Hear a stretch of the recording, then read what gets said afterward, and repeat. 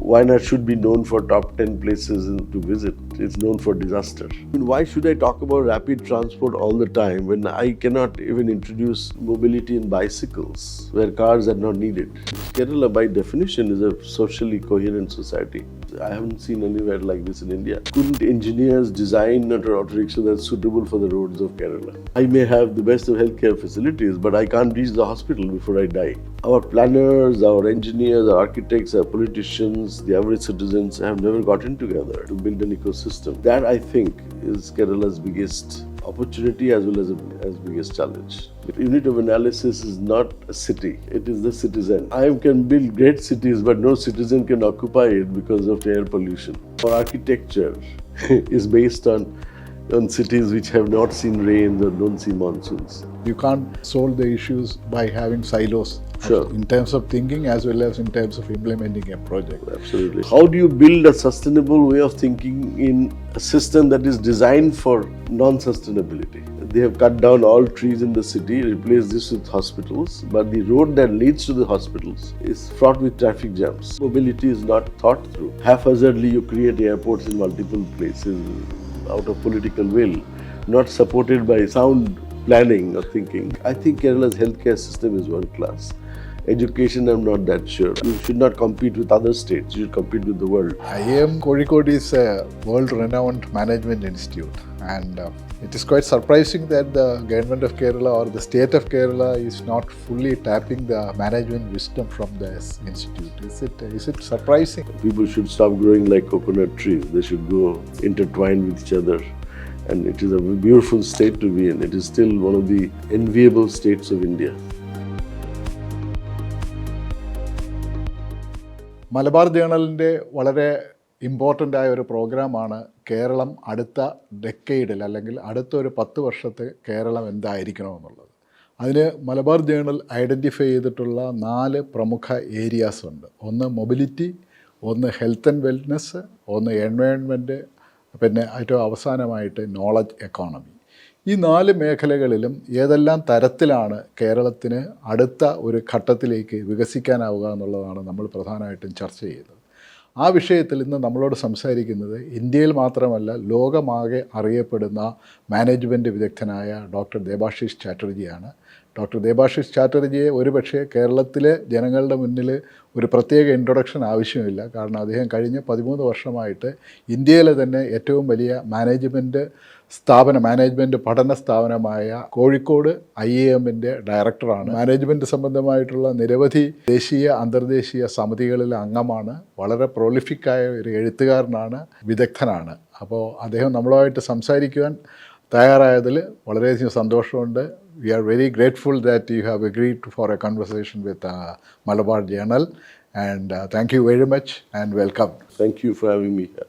So sir, we will, as we have discussed initially, we will have this discussion focusing on 4 core areas of development. One is mobility, and another is health and wellness, and another is environment, and another is knowledge economy, including technology.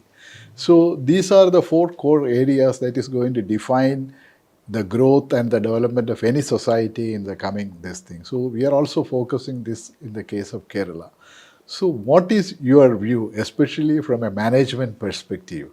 How do you think that these 4 can be coordinated in a systematic manner and bring a kind of a socially and environmentally sustainable development model? Well, I don't see this as 4 core areas. I see this is only 1 core area. Okay. From the point of view of the citizen of Kerala.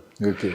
No, you have to look at this as what sustains my sense of well-being. Whether you approach it through my mobility point of view, or you approach it through my wellness or health point of view, or you do it from educational attainment point of view, I am going to be invested in saying, is my ease of life Okay. better than what it used to be? Statistics don't matter to me. Okay. What matters is how much of flooding has happened in my coastal area will be forgotten tomorrow. Okay. But the moment it affects my health, my well-being, I will be concerned. So the integrated view of these 4 core areas boils down from a political point of view towards how do I win the next election. Okay. The point is this, that you may have a technical orientation to solving a particular problem, but in today's world, no problem comes in isolation. I can tell you your mobility is connected to healthcare and mobility connected to educational attainment, and they are all connected to the other dimensions of life.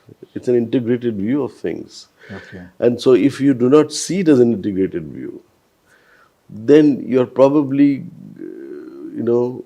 compounding the problem, because there will be consequences of ignoring. So suppose I were to say that Kerala produces the best nurses and it has the best facilities in terms of, the kind of health, the kind of palliative care, for instance, in the country.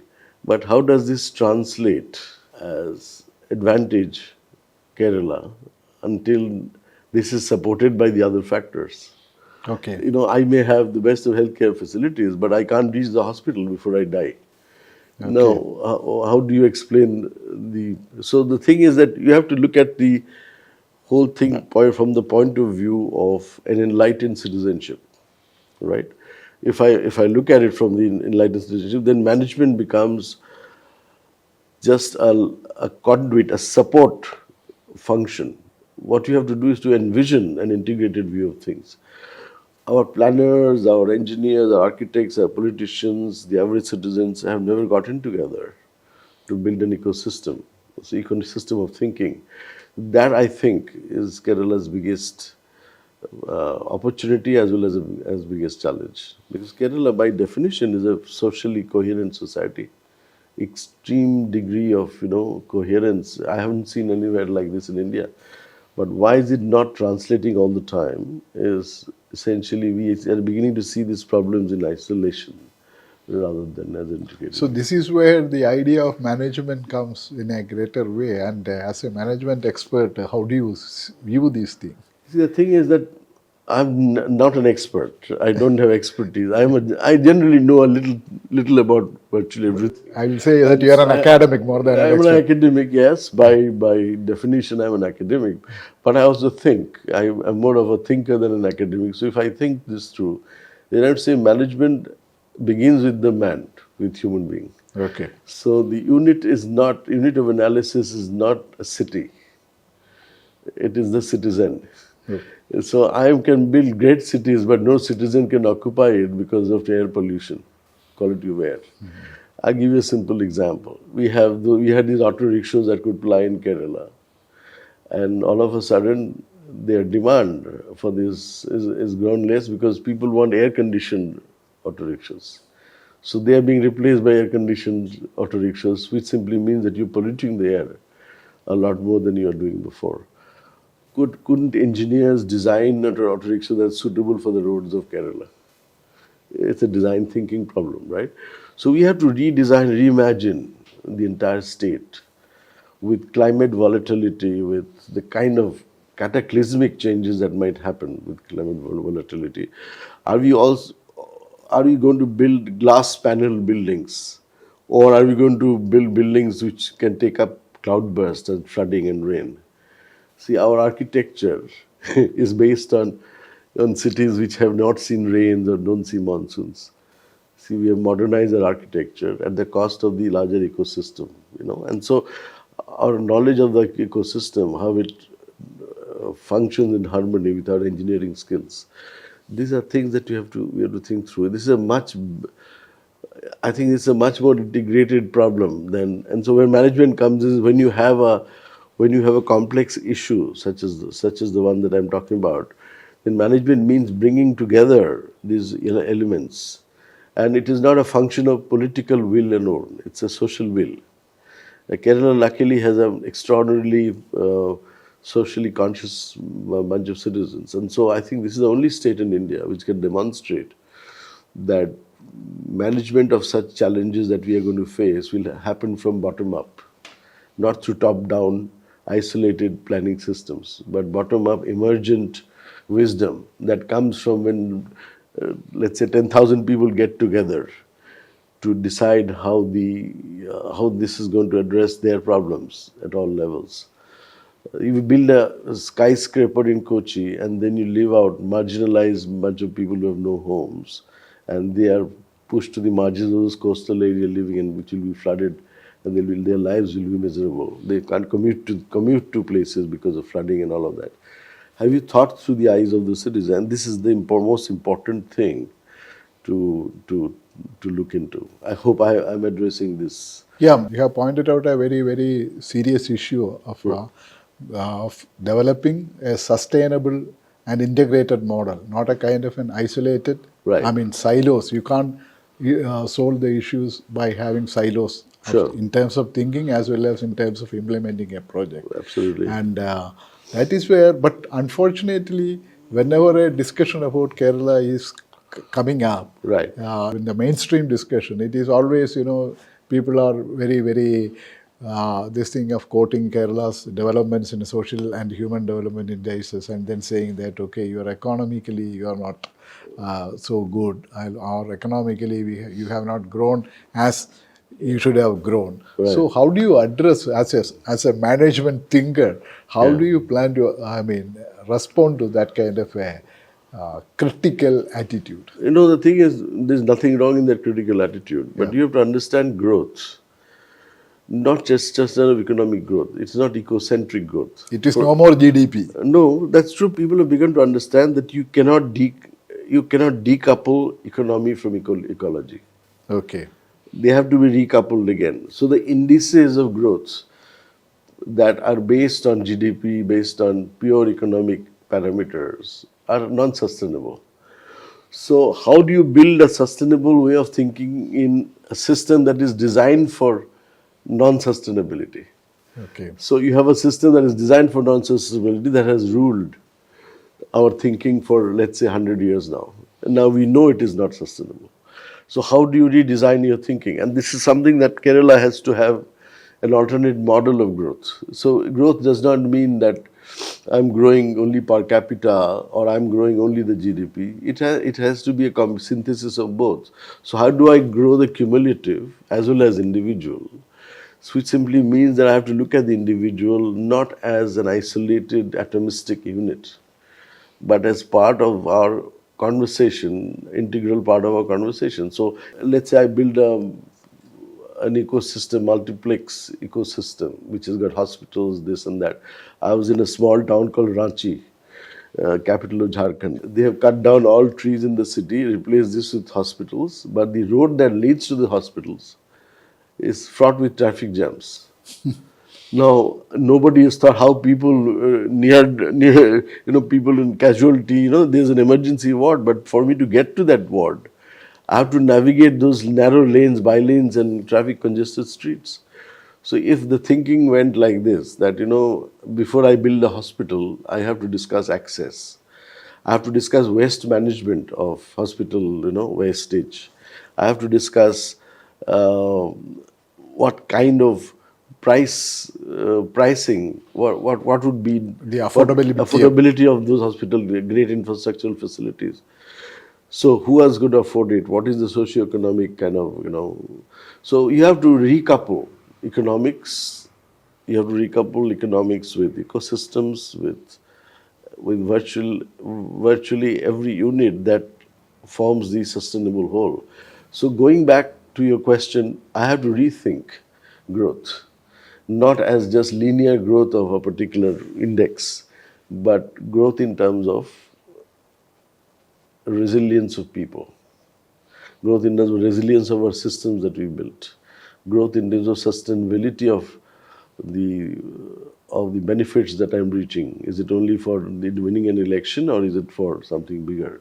And in your conversations a few months before the Indian Express, you also had a kind of a very positive outlook towards Kerala and the Kerala. I always do. That's why, I have voted with my life. I have stayed here for 15 years, running an institution. I have not run away to another convenient place for the simple reason I still see hope that the people of this state are far more aware, not just of their rights, but also of their sensitivity to the larger ecosystem. They are far more integrated. Even politicians come together despite warring factions to vote a right kind of talent. And so this is something that is not seen in India. Quality of civic life. I've talked about that as well. So it has all the wherewithals of what you might call social capital. It's not Kerala's population, it's Kerala's human capital that we should be addressing. To convert population into human capital, you must bring that population to a certain level of expertise, excellence, as well as a way of life, a state of life, and then bring them together. This is your social capital. So for a population to be capital, you need those skill sets and those thinking and worldviews that will shift things. I still hope that Kerala will lead the way in India in showing how to live sustainably without getting bogged down by one linear model of growth. We must resist those temptations of defining growth in one singular way. And you have used the term called recoupling Yeah. of the development and the ecology, and one of those things, especially a critique of the modern management system, which you said that 100 years of the model which is following. One of the critical elements is also pointing towards the management theories which is used to be practiced or which used to be. And as a management thinker, how do you view that thing? No, you might imagine management was developed in the United States and exported to India. I mean, that is a stupid argument. Okay. Management comes from wherever people have to come together to do something that they alone cannot do. Management is involved. The pyramids of Egypt, Taj Mahal was high quality management involved in alongside engineering and all of that. So management is not a property of a particular. So the theories that evolved from MIT, Harvard, Wharton, those theories were built to sustain a world system that was based primarily on economic exploitation. Stakeholder theories came because only the stakeholders, the colonial masters mattered. Ecology did not matter. The servants did not matter. So that is by itself, by definition, a lopsided view of management. Management does not. It is not the theory that has spoiled things. It is the people who have created theory with their limited perception of reality that just spoil those things. When you look at Indian cities, for instance, how did they sustain themselves? You'll realize that every city had a central place where people would congregate. Yeah. So there were people, and here, where do you see in Bangalore, if you want to go from one small pocket to another, you have to sweat, Yeah. So there is no congregation beyond, those people don't come together as a way of life. It is only during festivals or Christmas, some streets will be full of people. So I think the creation of parks, creation of meeting places where people can, in big cities, you will see those places, open spaces. I mean, why should I talk about rapid transport all the time when I cannot even introduce mobility in bicycles where cars are not needed? Yeah. So below, let's say 10 kilometers, mobility should be seen in terms of bicycles, rickshaws, and mechanical rickshaws, or maybe electric powered vehicles. Let's say beyond a kilometer, it could be public transportation. Up to 100 kilometers, it could be something like, railways. Up beyond 500 kilometers, it could be air connectivity. I'm sitting in Kozhikode. From Kozhikode to Kochi to Thiruvananthapuram, there is no coherent air traffic. Yeah. Which is so unfortunate. You have 4 international airports, but you have virtually no connectivity. I mean, where is the logic here? The logic is that if something is beyond, let's say, 250 kilometers, an aircraft or 500 kilometers, there should be a regular flight from here to Thiruvananthapuram and back. Mobility is not thought through. Haphazardly, you create airports in multiple places out of political will, not supported by sound planning or thinking. The kind of logistics that could be made for sustainability of the whole project. It's not about thinking alone, it's about systemic thinking. We are not thinking systems, we are thinking constituencies. Each politician is worried about his constituency. Yeah, that is something which you have mentioned as that, we have a kind of a lack of foresight or something like that. we were unable to take full advantage of the kind of system which we have built, or airports is a classic example which you have now mentioned. Yeah, but you look at Kannur airport. Yeah. See what kind of footfalls are there. You've taken away a segment of our thing from Kozhikode, but have you created an alternate? Are the same people who are supposed to come to Kozhikode, if they are coming to Kannur, then it divides and Kozhikode is underutilized, as you know. So the point is that you should have thought this through, and it's not rocket science that you can think this through. You can just come together, and so I think fundamental shifts are very critical in our evaluation. So I have to look at not just 2031 as the mission. I have to look at 2031, 2051 and 2100, because there is a long shot, there is a middle shot, there is a medium shot. A civilization that lives only for a quarter will also perish by the quarter. You see, if you look at China, one of the great advantages of China is that the kind of infrastructure they built, the cities, they're huge, awe-inspiring. And so it actually galvanizes people into thinking that they're part of something really big and great. So this is something very important. Aesthetics is important because it also drives people into thinking that, you look at our campus, for instance, I'm Kozhikode campus. Yeah.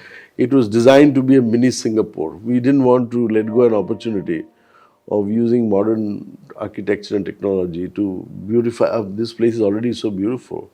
So preserve that. We never grew against the hills. We grew with the hills, so that it becomes a part of our nature, human development symbiosis, rather than one against the other. Look at the Wayanad. Wayanad should be known for top 10 places to visit. It's known for disaster. Can there be a more clear example of where we went wrong in our assessment, in our thinking? And as a management thinker, and you have almost nearly 1.5 decades in Kozhikode. Right. And what is the kind of experience you have with sharing this knowledge with our civil society, with our leadership, and people are receptive.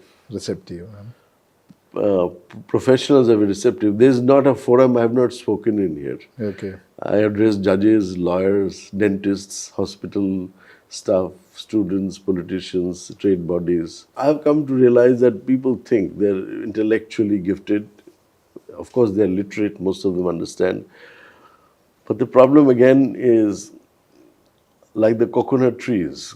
All of these operate in isolation, they don't meet each other. Doesn't have branches. It doesn't have branches, they don't spread out and they don't talk to each other in the manner they should. And here politicians are very grounded, down to earth, they don't throw their weight about. But the fact is that when they get carried away by the power of their constituencies, propulsion of their constituencies, they forget the bigger picture. So that has to be brought back. Kerala as itself is a small state, challenged by geography and blessed by geography, both ways. Yeah. So we have to look at the challenges we have, and we have to look at what are this has to be, also cities have to be a little more cosmopolitan than they were before. Mm-hmm. So each cab driver should learn at least an English language or another language. So to empower, like in Singapore, my first understanding of how a country or a city can be built into world class was essentially looking at Singapore. Okay. Look at what they have done. They have made the life of the average person much easier. The quality of his life. Quality of the life. You can get street food of the highest quality of hygiene. Yeah. You get medical treatment of the best quality for the average citizen.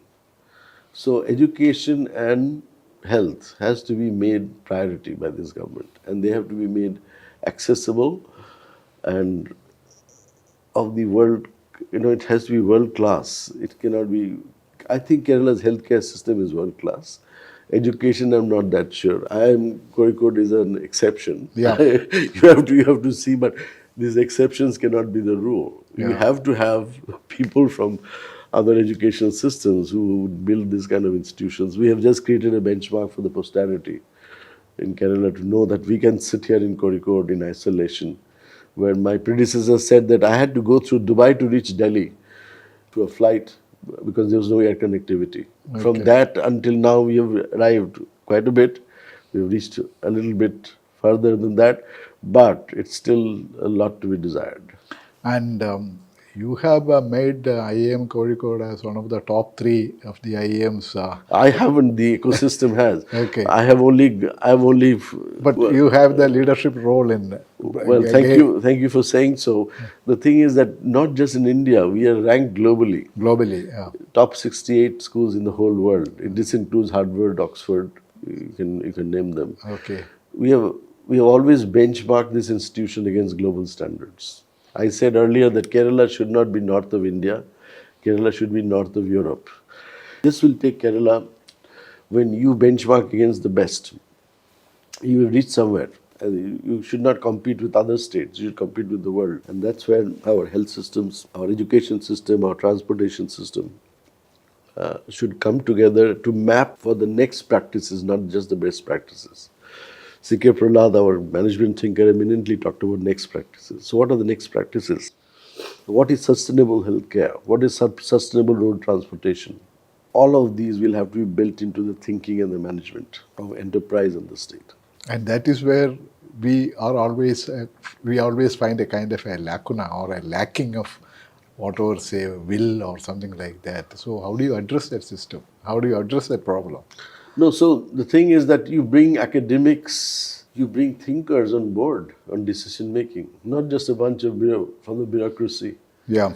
And a minister taking decisions on behalf of. So you don't bring thinking into the... That is something very noticeable in Kerala. I mean, yeah. Well, it's noticeable everywhere. Okay. Kerala is no exception. But the fact is that Kerala could be an exception. Because you have top-notch thinkers. You have a 𝗃𝗏 𝗃𝗏, who's not an exception. I mean, she may be one of the bright spots, but there are so many other bright people in the system who have those kind of big ideas, but they're not inducted by the government to say that, you have to have a say in this because you know this subject much better than anybody else does. So I don't think I have been invited by the Kerala government in any apex level decision making process. Of course, I get invited by other entities. But then yes, if I have a say in something that I have expertise in, then I would be very happy to offer that. Our faculty have gone there once in a while, they have their expertise is sought. But fundamentally, it is not just knowledge. Knowledge economy is not just the knowledge, but the execution of the knowledge in practice. See, IIM Kozhikode is a world-renowned management institute, and it is quite surprising that the government of Kerala or the state of Kerala is not fully tapping the management wisdom from this institute. Is it surprising? Not surprising. There seems to be a strange apathy towards centrally run institutions in the state government. We are embedded in the soil of Kerala. Yeah. We live here for the people of the state. So, not that I have not been invited. Of course, I get invited. But when it comes to crucial policy decisions, it does seem that there is a lack of coherence and kind of, sometimes they are not in sync. Okay. So as a central institution, I am not beholden to any particular government. Okay. We serve 𝗬𝗓𝗃. We have done programs for Delhi government. The government came and asked us to do something in the space of education. We have done that. We have done programs in Chhattisgarh, Odisha. And so we are happy doing this. Not that we are not asked to, but to the extent we could have been involved in our forecasting. For instance, I was thinking of micro climate data of Kerala's districts. Yeah. And we were thinking of doing something there. Okay. And I hope that we would be able to produce a database that will tell you that which districts in Kerala are likely to be affected deeply by weather patterns and pollution and all of that. So that could have been easily, in fact, our urge for a satellite campus in Kochi, the government promised us 5 acres of free land. We literally had to buy and rent out Oh. We didn't get space to start. We could have started a thinking center in Ernakulam. My government was asking for buying it, as though we would commercialize. We are not in the business of commercializing education. Okay. We are in the business of using education for the benefit of our taxpayers, our people. So if IIM research center had grown in Kochi, we could have done a lot more with the help of the government. But that property went to a commercial entity. It did not go to a public institution, which was a sad development. So we did not, we would not go beyond a certain. Especially 1 or 2, I think you have done some consultancy for KSRTC. That apart from that, there is, as you said, there is not a kind of. No, see, research has to be funded research. Research is not just, you give a project so you fund that research for a sustainable period of time. Yeah. The research data then becomes usable. So it's not just research alone. Knowledge economy, as I said earlier, does not mean that you have plenty of knowledge. It simply means you know how to mobilize knowledge for action. And this is especially surprising because the Kerala government for the last 5-6 years are talking about Kerala becoming a knowledge economy. And I don't find anything. Have you heard Kerala government announcing the pride of having an IIM which is ranked top 3 in the country? Have you heard the Kerala government ever felicitating any faculty or the director for the work they have done for the country? I mean, if you see an institution integrated with your own people as alien to your own needs, then of course, who loses? I don't lose. I used to do a column in Malayalam for a very popular newspaper. And it became, 𝗵𝗃𝗃 became a household name.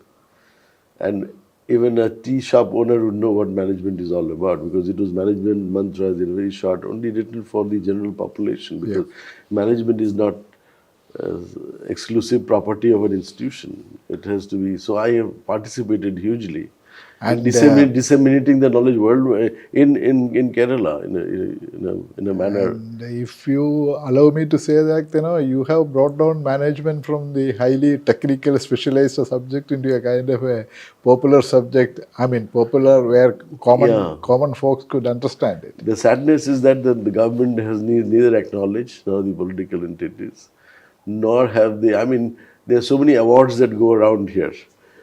None of that goes to a member of this community called IIM. We have not been mentioned in any credit-worthy note in any of the government reports. And any government would have celebrated the fact that there is one institution in Kerala that stands out. But it hasn't happened. For some reason, I'm not blaming anyone. But that's the fact of life. And you have earlier mentioned that, we should have a short-term, medium-term and long-term vision and a kind of a planning and a system of thought how to go about it. Right. And if you look at this in this paradigm, how do you rate Kerala from here? What as a management thinker, what do you think that Kerala should do in terms of short term, medium term and long term? You see, long term is about potential. Yeah. Short term is about performative indices. Okay. Short term is performative. How am I performing this quarter? Okay. It's called QSQT, quarter-say-quarter. Quarter-say-quarter. And so this is performative. Long term is about potential. And medium term is about sustaining performance. Okay. So look at these three things. Dimensionally, they are different. Okay. It is not as though the short term will become medium term will become long term. It is not like a linear progression. No, not a linear progression. It is so you have to have three different dynamics. Okay. For this, you need an IIM head to find out globally where we should go. I had created a report called 2047, a booklet in 2013. Sent it to all the chief ministers of the country. Okay. And response came from other states, not from here. So today, 2047 has become a buzzword because of the book that we wrote. And then I was asked by the ministry to do a report where Indian education is going. So big ideas, some of the big ideas have come from this campus. Okay. And people don't recognize that. But that's okay. That's not our challenge. Our real challenge is to define long term as a. In the long term, you have to ask this question: what should we stop doing? Okay. To actualize our potential. Yeah. In the medium term, you have to ask that question: what is sustainable? What is non-sustainable? In the short term, you have to ask the question: what are we missing in high-end performative stance?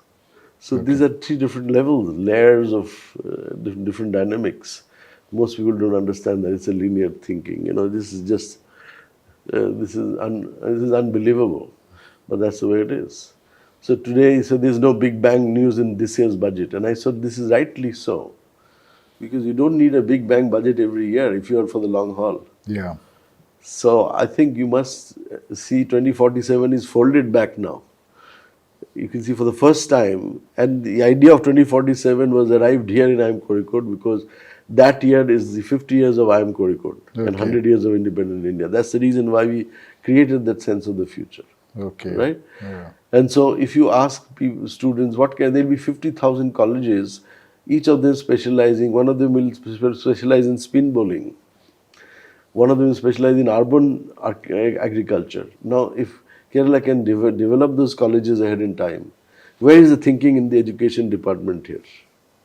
There is no imagination. We are limited by a lack of imagination. And that's what we need to unleash here. And coming to a conclusion of this conversation, I would like to flag 2 points. One is that there is a lot of talk about degrowth, and which is something which you have mentioned in other terms also. So what is your perspective on this buzz about degrowth? Again, this is another slogan. Yeah. Degrowth doesn't mean stop growing. It means grow in other dimensions. Okay. So you don't grow in terms of money, you grow in terms of time with your family. You don't grow in terms of industry, but you grow in terms of quality of air. So degrowth does not mean stop growing. It means dimensionally different types of growth. So deep growth should be defined as dimensionally different growth. And so if you just degrow a tree, for instance, it produces better flowers. The intention is not to cut the tree, but to produce better flowers. So if degrowth is planned for something better than the current level of growth, which is not sustainable, I think it's a matter of nomenclature. Beyond the slogan, the idea is to see that there are limits to growth in everything. Cancer cells, they don't know when the limits are, and so cancer cells kill you because they grow much faster than ordinary cells. So once you know the limits to growth, and these are limits that you have to impose before you reach the end game, this is what we don't realize. And this is where human mind comes into play. You see, our biggest challenge is the quality of the mind. If the mind is contingent, if the mind is caught in a constituency trap, if the mind is restricted in its thinking, then that mind will produce only consequences that are difficult to handle and manage. And another buzzword is AI and the kind of AI revolution which is going to transform everything. Oh, so, no. What is it? See, AI is a humongous productivity tool. Okay. AI is only increasing the breadth of our cognitive capability. And it is replacing the carbon brain with silicon brain's ability to do the same thing that the carbon brain is doing faster, cheaper, on scale. AI brain, but in terms of depth, the human brain was developed for depth, not just breadth. Now, if you take the depth away, then you will take the kind of decisions that will make unsustainable world even more potently unsustainable. So AI is going to generate your cognitive output. It will not generate outcomes.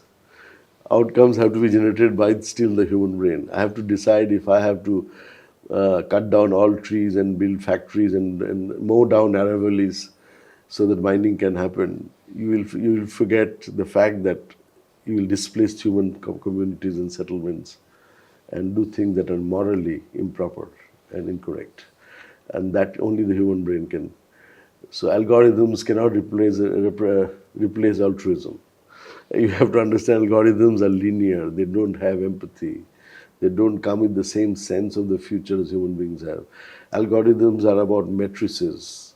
AI is about matrices. You and I are about meaning. Machines do not worry about meaning. They worry about expansion of cognitive capability, algorithms in particular. And final question is, in this complex world, how do you place Kerala? Well, I place Kerala in a reflective space caught between the Arabian Sea and the beautiful Wayanad Hills. I think I can see aspirationally can be a great state. In terms of the fluidity of life, you can learn about fluidity from the sea. It must embrace that fluidity and yet not lose sight of its aspiration. People should stop growing like coconut trees. They should go intertwined with each other. And it is a beautiful state to be in. It is still one of the enviable states of India. Given its plethora of challenges, it has still managed to navigate so many challenges and still turn up trumps. The resilience of the people here, their kindness, their compassion for each other, their community. I don't know why Malayalis miss that all the time, but I can tell you as a Bengali, I can see this very clearly. It doesn't exist in other states. This is unique to the state, and I'm very proud of being here. And one final question, being a Bengali, you can even evade that question because that is something very political question I'm asking, because there is a feeling that both Bengal and Kerala are being destroyed by the communists. Do you agree with that formulation? No, who are the communists? Normal people. Okay. So common people are communists. No ideology can destroy anything.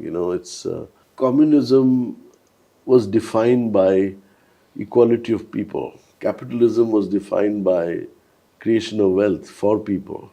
The bottom line is people. You can take away the ideology, but you can take away the aspiration of people. I cannot attribute destruction of Bengal or Kerala in the same breath as communism. It is not an ism that we are talking about. We are talking about if ideology is not supported by concern for people. When communism moves out of its core value for people into making only a handful richer and more party bureaucracy. Affluent. Yeah, so all are equal, but I am more equal than others. And that's, that kind of Orwellian thinking comes into play, then the ism loses its vitality. So both capitalism and communism receives vitality from the people they are willing to serve, but both lose out when they are divorced, and the ideology is divorced from the very people who give credence to these ideologies.